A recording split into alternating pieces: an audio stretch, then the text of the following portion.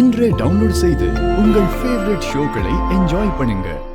மின்யை நமஹ ஓம் காத்யாயங்யை நமஹ ஓம் மாப்ள அத்த எதுக்கு இப்ப மாலையை எடுக்கிறீங்க?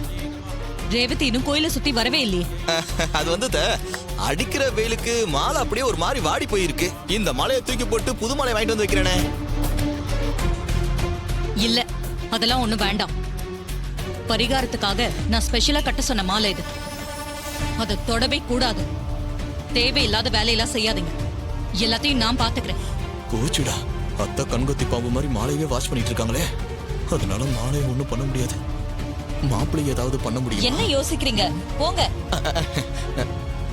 வாடி போன பூவா இருந்தா உங்களுக்கு ஓகே இல்ல? ஓகே அத்தை, ஓகே.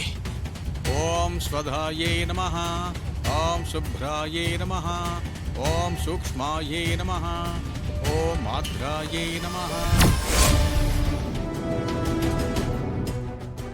ஓம் நித்யானந்தாயே நமஹ ஓம் ஹராயே நமஹ ஓம் பராயே நமஹ.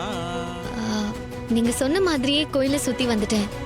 இந்த விளக்க என்ன பண்ணணும்? அம்பாலண்ட இப்படி வச்சிருமா. ஆ, ஓம் ஹராயே நமஹ ஓம் பராயே நமஹ ஓம் அனந்தாய உட்காருமா. ஓம் சத்யாயே நமஹ ஓம் துர்லப ரூபிண்யே நமஹ. ரேவதியும் கோயிலை சுத்தி வந்துட்டா, சகல இன்னும் வரக்கானுமே. இப்ப என்ன பண்றது? அம்மா, இந்த பொண்ணுக்கு இந்த பையனுக்கும் ரத்த சம்பந்தமான உறவு எதுவும் இல்லையம்மா. அதெல்லாம் ஒண்ணும் இல்லையே சாமி. அப்படின்னா மாலை எடுத்து பொண்ணு கழுத்துல போடுங்க.